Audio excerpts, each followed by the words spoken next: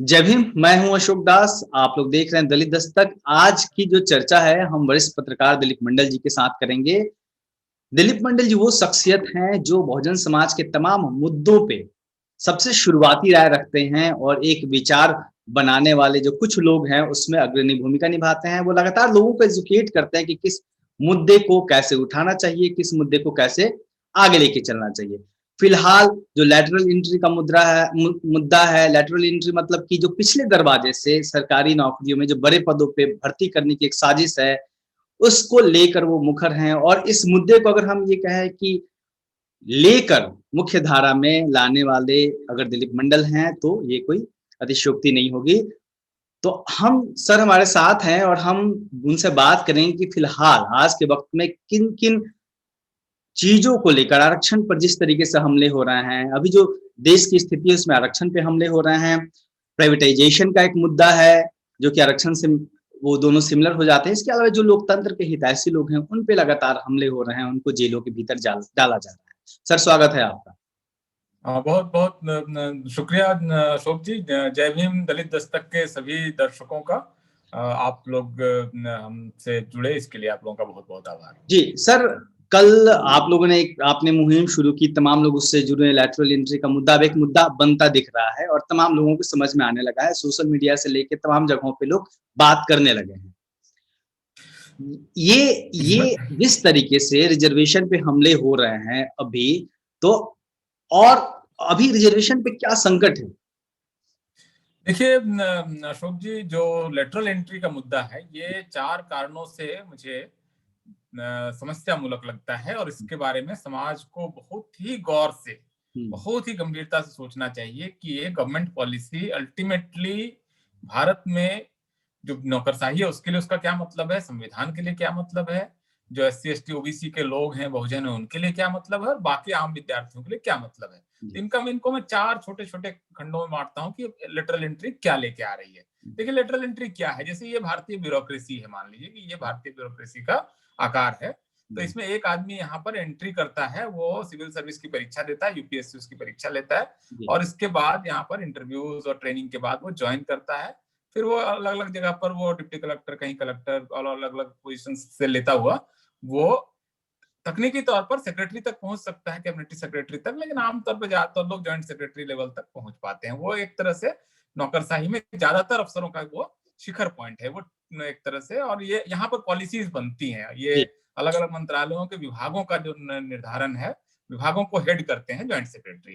ठीक है, तो यहाँ पर अब भारत सरकार ने लोगों को ये जो पूरा प्रोसेस है इसको नलीफाई करते हुए सीधे प्राइवेट सेक्टर से यहाँ पर अब लोगों की एंट्री करा रहे हैं। ये है लेटरल एंट्री। तकनीकी रूप से इसको आप इस तरह से सीधे सीधे इसी को आप समझ सकते हैं। किसी भी अफसर से आप आसपास जाकर पूछ लेंगे तो बता देंगे कि लेटरल एंट्री क्या चीज है। वो हायर पोस्ट पर बाहर से बैकडोर एंट्री है। अभी फर्स्ट चंक में, फर्स्ट ट्रेंच में सरकार ने 9 अफसरों की भर्ती की। उसके बाद अभी उन्होंने 30 को एडवर्टाइज किया है। इसके बाद जो अखबारों में खबरें छपी है उसके हिसाब से 400 और अफसर वो केंद्र सरकार में वो लाएंगे। और क्योंकि अब केंद्र सरकार एक बार शुरू कर देगी तो राज्य सरकारें भी देर सवेर इसको कर देंगे। तो ये गंभीर मामला है। भारत में लगभग 1,60,00,000 सरकारी नौकरियां हैं और उसमें जो अफसर के पदों पर अगर इस तरह से नियुक्तियां होंगी तो इसका क्या क्या मतलब है।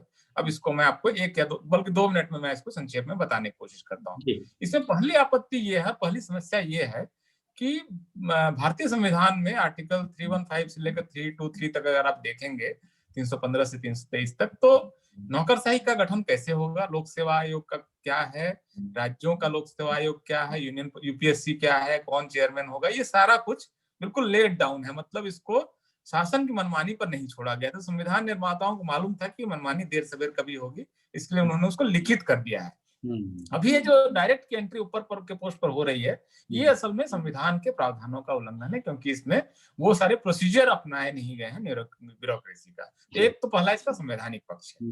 दूसरा पक्ष ये है कि देखिए भारतीय संविधान बहुत स्पष्ट रूप से कहता है कि जो सामाजिक रूप से पिछड़े हैं, शैक्षणिक रूप से पिछड़े हैं, जिनके साथ छुआछूत हुआ है, जो आदिवासी हैं, उनको डिप्रिवेशन के आधार पर राजकाज में हिस्सेदार बनाने के लिए, राष्ट्र निर्माण में हिस्सेदार बनाने के लिए आरक्षण दिया जाएगा। तो ये आर्टिकल 15(4) और 16(4) में इन दोनों का स्पष्ट प्रावधान है। अभी भारत सरकार के जो कार्मिक विभाग के मंत्री हैं, विभागीय मंत्री हैं जितेंद्र सिंह, हालांकि विभाग के कैबिनेट मंत्री प्रधानमंत्री खुद है, तो मान के यही चलना पड़ेगा, वो डायरेक्ट अपनी निगरानी में ये सब करा रहे हैं। तो जितेंद्र सिंह ने पार्लियामेंट को बताया कि लेटरल एंट्री में रिजर्वेशन नहीं होगा। अभी 30 पोस्ट निकला, आप देखिए हर पोस्ट में अलग अलग मंत्रालयों में निकला, और इसमें से हर पोस्ट में उन्होंने एक सिंगल पोस्ट करके अनरिजर्व करके एडवर्टाइज कर दिया, आप यूपीएससी की वेबसाइट पे उसको देख सकते हैं। जी। अब ये अगर ये सिलसिला है तो इसका मतलब है कि आप रिजर्वेशन के संवैधानिक प्रावधानों को का उल्लंघन कर रहे हैं, वायलेट कर रहे हैं, जिस नाते आप संविधान की अनदेखी कर रहे हैं। और इस वजह से देखिए कुल मिलाकर भारत की शासन व्यवस्था में राजनीति और नौकरशाही यही दो जगह है जहां पर एससी एसटी ओबीसी के लोग आपको दिखेंगे। बाकी जो संस्थान है, इंस्टीट्यूशंस हैं, उसमें आपको नहीं दिखेंगे। हायर जुडिशियरी में नहीं दिखेंगे, मीडिया में नहीं दिखेंगे, कॉर्पोरेट बोर्ड रूम में नहीं दिखेंगे, चार्टर्ड अकाउंटेंट नहीं है, एससी एसटी ओबीसी के लोग आर्ट एंड कल्चर में नहीं है, इन सारे फील्ड में बाहर है। एक सिर्फ ले दे के नौकरी, और उसके अलावा सरकारी जो मतलब राजनीति इसमें है। तो ये एक दूसरी बात हो गई कि आरक्षण के प्रावधानों का उल्लंघन है। तीसरी इसमें समस्या ये है कि जो विद्यार्थी लाखों की संख्या में यूपीएससी की परीक्षा में करीब 10 से 11 लाख एप्लीकेंट होते हैं, वो अपने रातों में नींद खराब करके परीक्षाओं की तैयारी कर रहे हैं। और इस तरह से अगर आप थोक भाव बाहर से लगातार आप अगर लोगों को लाएंगे, अब 400 लोग अगर लाएंगे तो उसका क्या मतलब है? आपने इस साल यूपीएससी का टोटल इंटेक कितना है?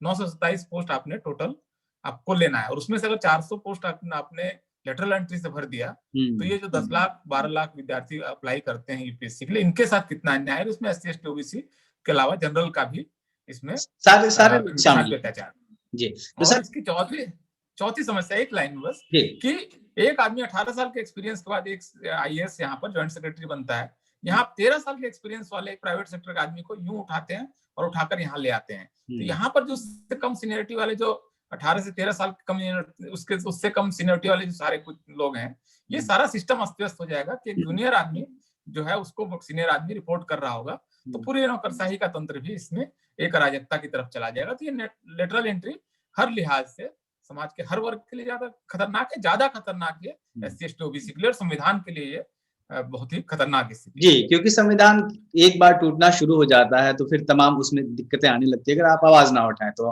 आज एक कानून हटेगा, कल दूसरी चीजें आ जाएंगी। फिर अगर मोटा मोटी तौर पे देखें तो 9 लोगों की नियुक्तियां हुई, 30 लोगों का नोटिफिकेशन आ गया है, 400 लोगों की और होनी है।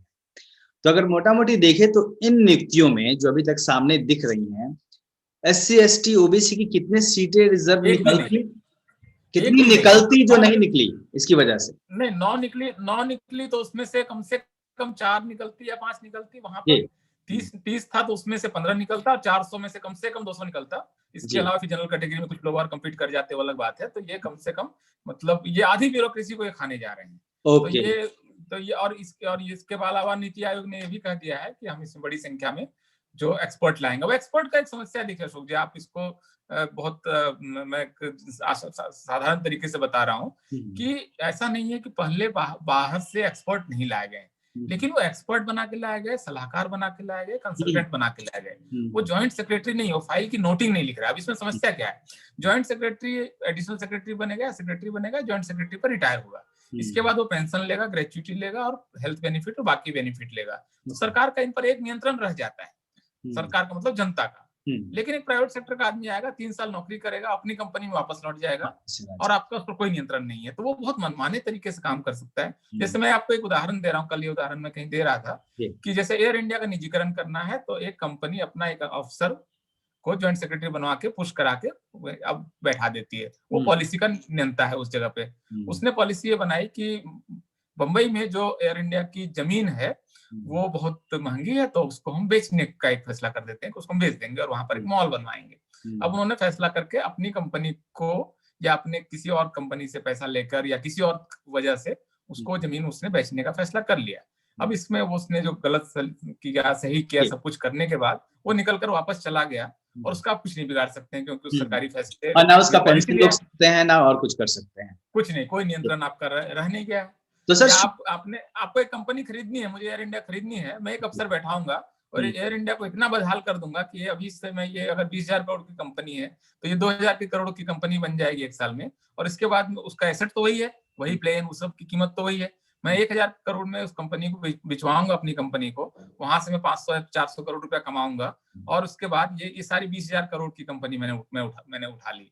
तो तो सर ये समस्या है ये। शुरुआती तौर पे मान लें तो जिस तरीके से आपने आंकड़े बताए कि 400 लोगों की नियुक्तियां होनी है, चर्चा हो रही है, 30 लोगों का निकला है, 9 लोगों का हो चुका है।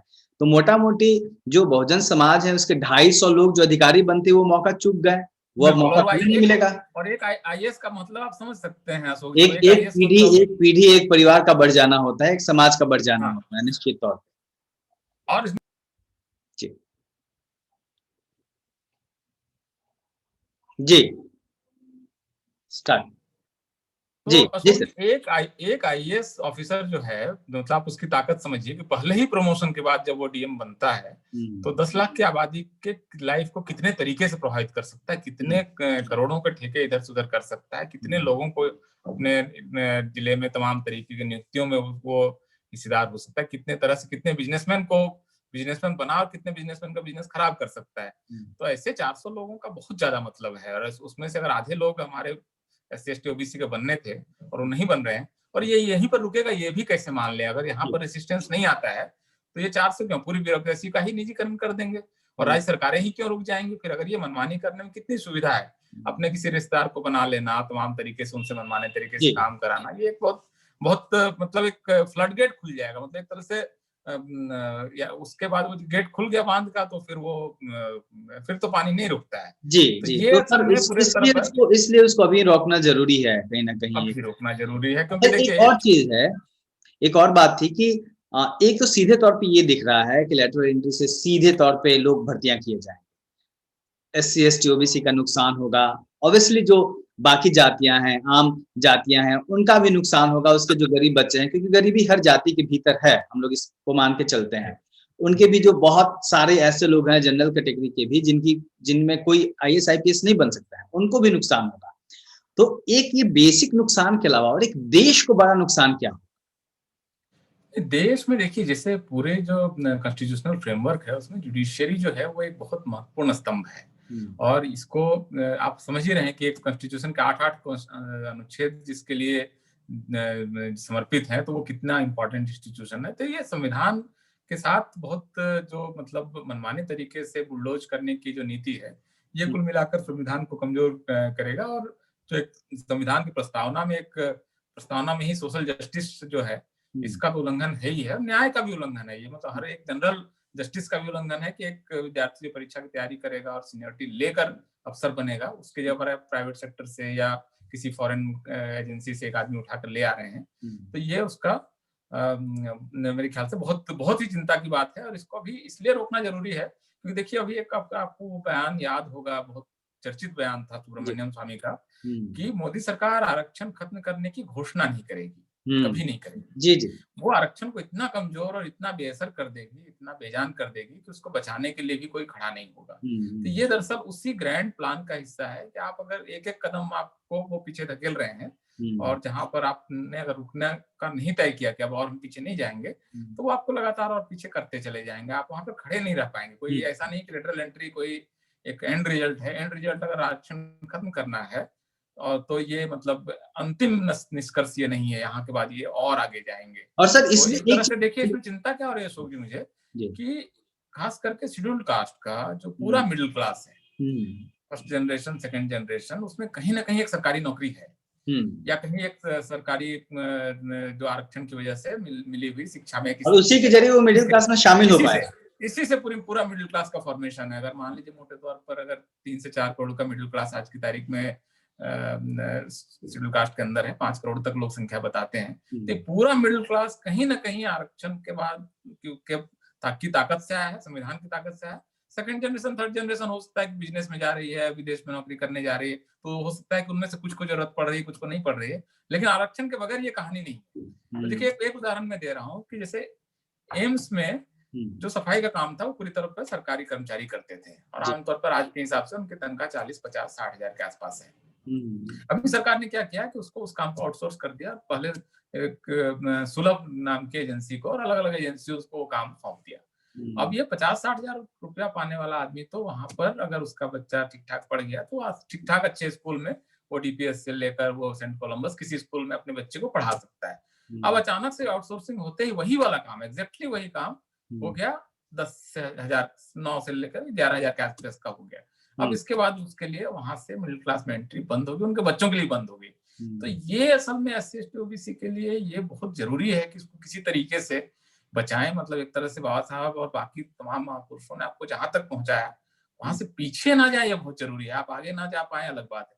तो अगर ये पीढ़ी और ये नेता और ये पार्टियां, जो खास करके बहुजनों की पार्टियां, समाजवादी विचारधारा की पार्टियां, लोहिया के विचार की पार्टी, कर्पूरी ठाकुर और बाबा साहब से लेकर सबकी बात करती हैं, इन्होंने अगर इसको नहीं हटाया तो ये अपने इतिहास के विलेन होंगे। और सर एक चीज और हमें एक ध्यान देना होगा कि ये इसमें जो बड़े पदों पर सीधे भर्ती की जा रही है, जहां बहुत कम लोग पहुंचते हैं और उनको लग नहीं रहा है, उस खतरा समझ में नहीं आ रहा है, लेकिन अगर वहां पे छोड़ देने की इजाजत दे दी गई तो फिर वो कल को और भी जो नौकरियां हैं उसमें भी चीजें आ सकती हैं। बिल्कुल नहीं, आप इसको इस तरह समझिए कि एजुकेशन मिनिस्ट्री में जो जॉइंट सेक्रेटरी स्कूल एजुकेशन है, वो कम से कम 50 से 60 हजार टीचर्स के भविष्य का मालिक है। वो सेंट्रल स्कूल, नवोदय और जितने केंद्र सरकार के बाकी स्कूल, CBSE, NCERT, उनके होने वाली नियुक्तियों से लेकर प्रमोशन से लेकर प्रिंसिपल की नियुक्ति, वो सब में हस्तक्षेप नहीं करता है, लेकिन तकनीकी रूप में इनमें से किसी से में भी हस्तक्षेप कर सकता है वो, और वो चाहे तो गड़बड़ियां नहीं होने देगा।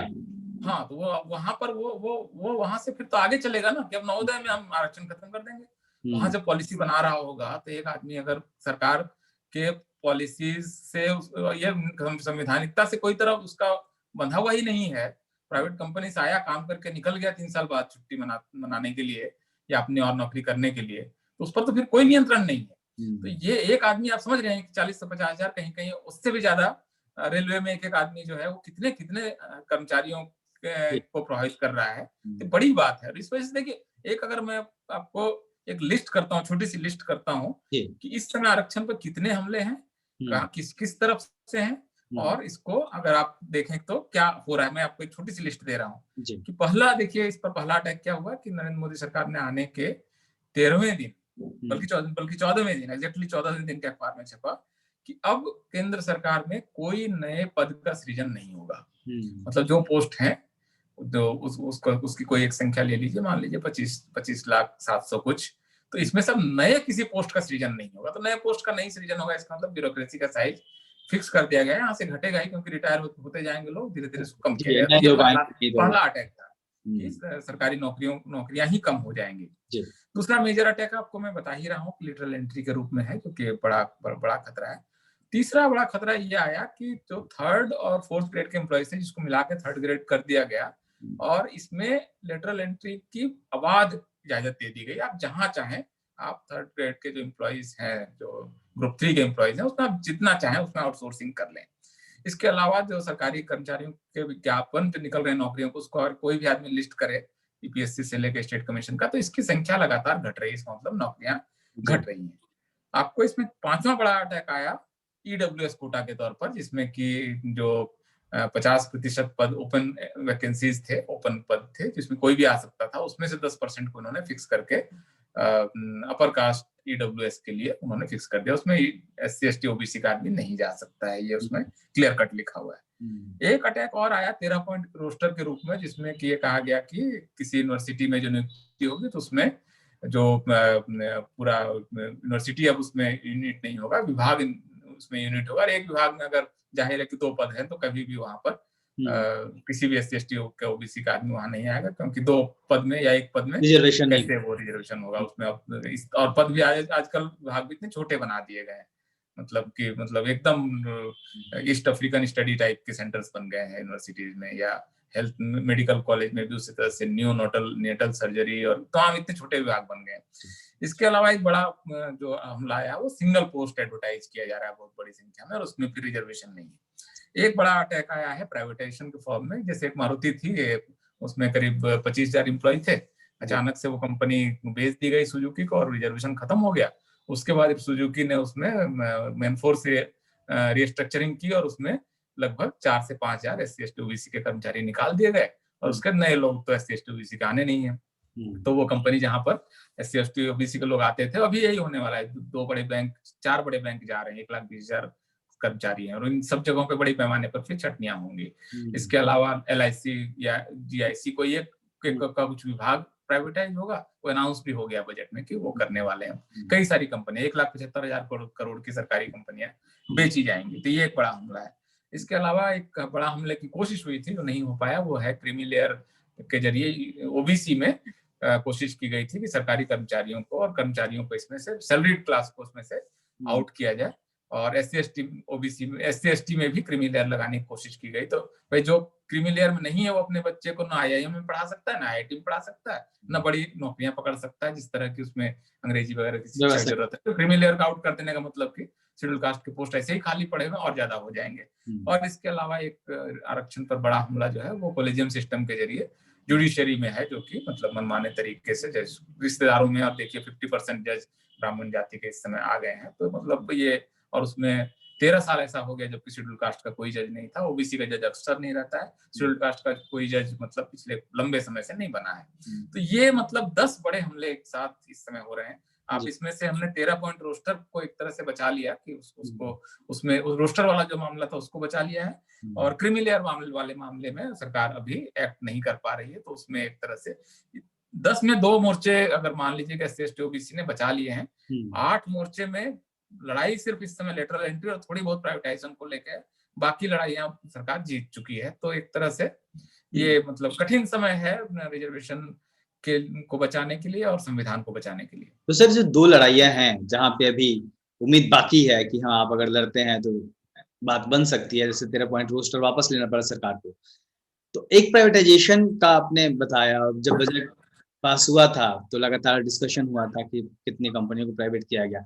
उस प्राइवेटाइजेशन से कितनी नौकरियां खत्म हुई जो रिजर्व कैटेगरी के लोग होंगे, क्या आंकड़ा है? देखिए, ये प्राइवेटाइजेशन अगर जितने करोड़ का ये डिसइन्वेस्टमेंट कर रहे हैं, उसमें कुछ में तो वो शुरुआत में हिस्सेदारी बेचेंगे, पूरा नहीं बेच रहे हैं, 50% नहीं ले जा रहे हैं।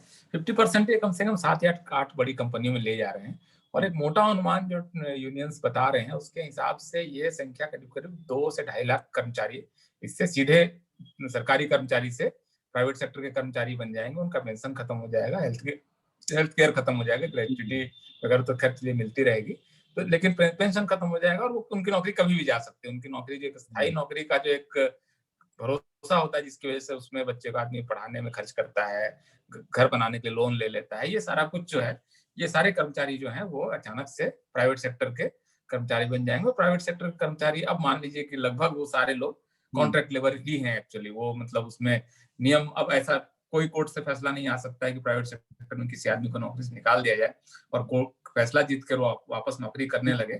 कोर्ट अब इस समय कॉर्पोरेट के साथ बहुत ताल मिलाकर चलने वाली इंस्टीट्यूशन बन चुका है। तो सर जी हाँ, तो सर जिस तरीके से देखिए अभी जब 13 पॉइंट रोस्टर का मामला आया था तब भी एक सामाजिक दबाव बना था, जो समाज के बुद्धिजीवी हैं वो सामने आए थे, तब एक जो मोमेंट खड़ा हुआ था उसकी वजह से वो फैसला वापस लेना पड़ा। वहां पे भी जो पॉलिटिकल पार्टियां हैं या फिर बहुजन लीडर हैं बहुत ज्यादा सक्रिय नहीं थे, बाद में आए, कुछ बाद में आए, मजबूरी में आए, जो दबाव बना, प्रेशर बना उसकी वजह से होने के बाद आए। बिल्कुल लेटरल इंटर में भी ऐसा ही देखा जा रहा है, जनमानस मतलब पॉलिटिकल पार्टियां दबाव में कुछ लिख दे रही हैं, ट्वीट कर दे रही हैं, लेकिन वो बड़े बयान नहीं दे रही हैं, आंदोलन की बात नहीं कह रही हैं। ऐसे में जो पढ़ा लिखा तबका है जिसने 13 पॉइंट रोस्टर के खिलाफ लड़ाई लड़ी थी, क्या उसकी जिम्मेदारी, हाँ SC/ST एक्ट के खिलाफ लड़ाई लड़ी थी, क्या उनके ऊपर जिम्मेदारी बन गई है कि वो बिना किसी पॉलिटिकल पार्टी, बिना किसी नेता का मुंह देखे सीधे आ जाएं और भिड़ने को तैयार हो जाएं, क्योंकि अधिकार उनके हैं, बताना उनको।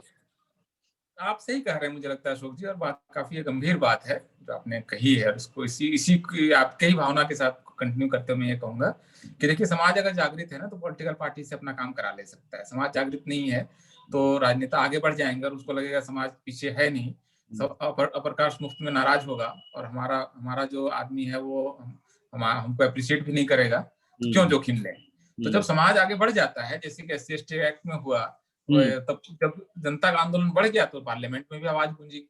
इस बार भी थोड़ा थोड़ा हो रहा है, पार्लियामेंट में आवाज गई है, भी समाजवादी पार्टी ने उठाया है, आरजेडी ने मामले को उठाया है, कुछ और पार्टियां, आम आदमी पार्टी के भी जो मंत्री हैं उन्होंने भी अभी मामले को उठाया है। तो लेटरल एंट्री को लेकर और प्राइवेट सेक्टर में रिजर्वेशन की मांग को लेकर एक आवाज उठने लगी है।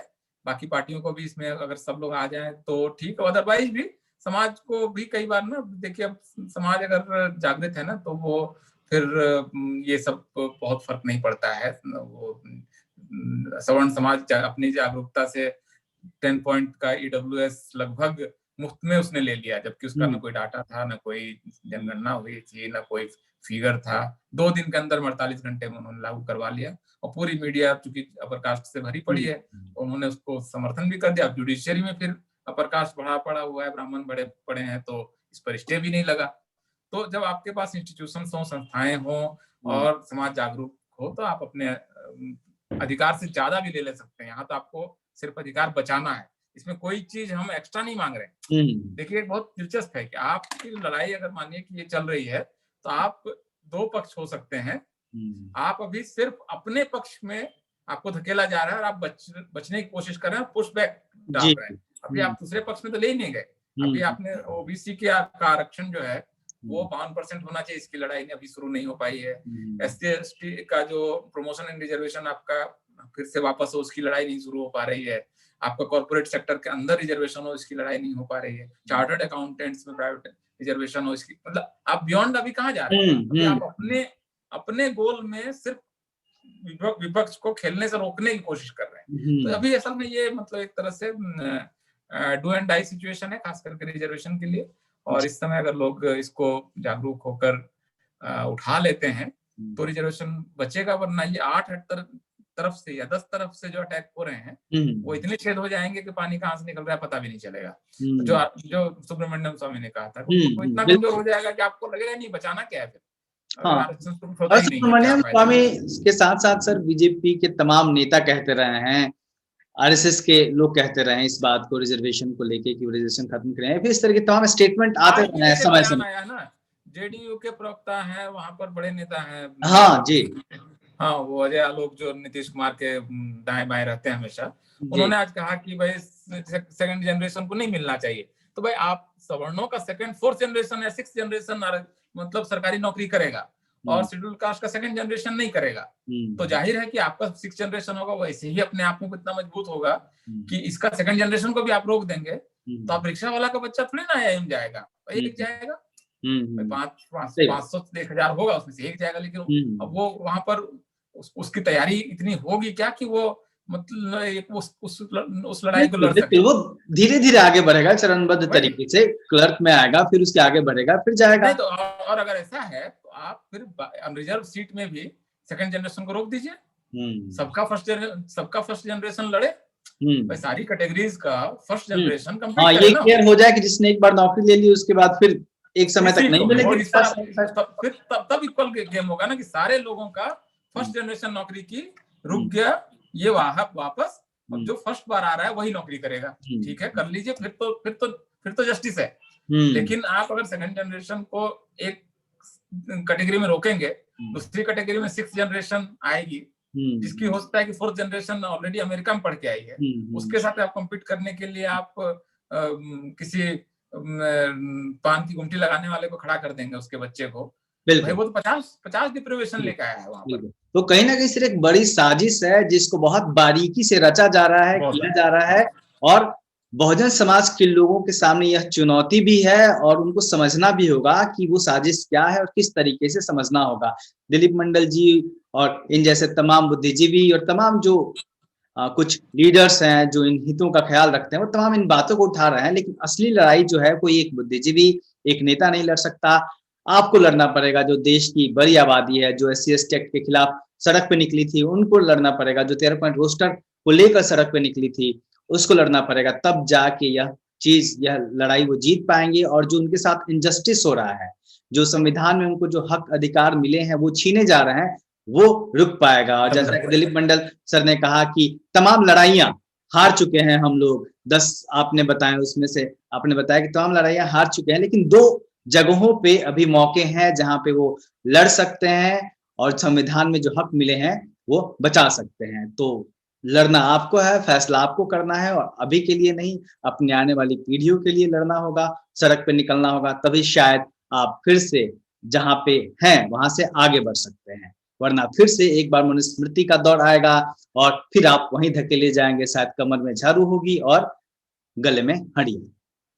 तो दिलीप मंडल सर, आपका बहुत बहुत धन्यवाद। आपका बहुत बहुत धन्यवाद, आपने वक्त दिया और तमाम बारीकियां बताई, बातें समझाई। Thank you so much sir. जय भीम। शुक्रिया। जय भीम साहब।